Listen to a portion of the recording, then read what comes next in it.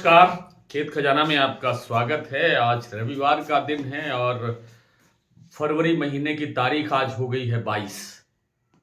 सरसों की जो नई फसल की आवक है वो लगातार बढ़ रही है और जो दैनिक आवक का जो डाटा है यानी आंकड़ा है वो लगभग लगभग 3.5 लाख बोरी तक पहुंच गया है।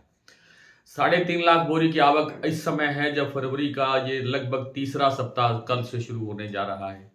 अगले सप्ताह के अंदर होली है और होली के बाद आवकों का दबाव और बढ़ने की संभावना बढ़ेगी।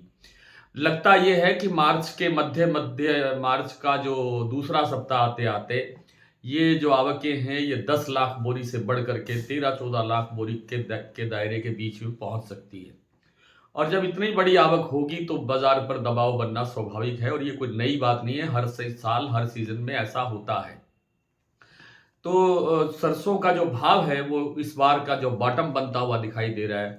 जयपुर का भाव आप मान लीजिए कि 6300 के आसपास, 6350, 6300, 6275 इस रेंज के अंदर बनने की संभावना ज्यादा बनती हुई दिखाई दे रही है। और जो भरतपुर मंडी का भाव है जो कि आज यानी कल शनिवार के दिन जो क्लोजिंग भाव था वो था 6275 रुपये।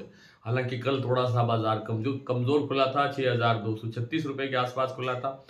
तो कल शाम को थोड़ा क्लोजिंग जो आई वो बढ़ करके आई, लेकिन जो बॉटम बनता हुआ दिखाई दे रहा है वो 5800 के आसपास जाता हुआ नजर आ रहा है, जो मार्च के मध्य में जाते जाते। ये नहीं कह रहा हूं कि भरतपुर का भाव कल 5800 रुपये खुलेगा।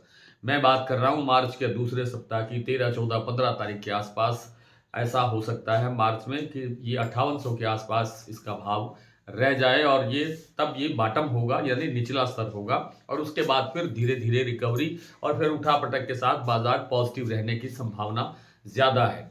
कहा यह जा रहा है कि जो फसल है वो बढ़ के आएगी, लेकिन हमारा ये मानना है कि फसल पिछले साल के लगभग बराबर हो सकती है या थोड़ी बहुत कम हो सकती है। इसी पिछले सप्ताह के अंदर जो भारी ओलावृष्टि और बारिशें हुई राजस्थान के एक बड़े हिस्से के अंदर, उससे फसलों को काफी नुकसान हुआ है। हालांकि साथ में ये भी जोड़कर कहा जा रहा है कि 12 सहित कुछ और जिलों के अंदर जो सरसों में की जो क्वालिटी है, दाने की जो क्वालिटी है उसमें तेल की मात्रा है वो ज्यादा है और इसलिए उत्पादन पर कोई ज्यादा विपरीत असर नहीं पड़ रहा है।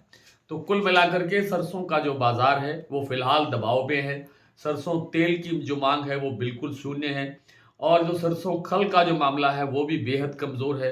इन सब कारणों से आवक बढ़ने के दबाव से सरसों के अंदर अब गिरावट का सिलसिला जारी रहेगा और ये जैसा मैंने अभी बताया कि मार्च के दूसरे सप्ताह तक ये सिलसिला जारी रह सकता है। 5-4 दिन आगे पीछे भी हो सकता है कि सिलसिला और बढ़े, लेकिन एक बॉटम बनने के बाद में फिर बाजार रिकवरी की तरफ बढ़ सकता है। थोड़ी सी बात सोयाबीन की कर लेते हैं। सोयाबीन जो महाराष्ट्र कीर्ति प्लांट का जो भाव है वो टूट करके 5530, 5540, 5560 रुपये रह गया है और गिरावट काफ़ी बड़ी है क्योंकि इंटरनेशनल मार्केट के अंदर सोयाबीन पर प्रेशर है, दबाव है।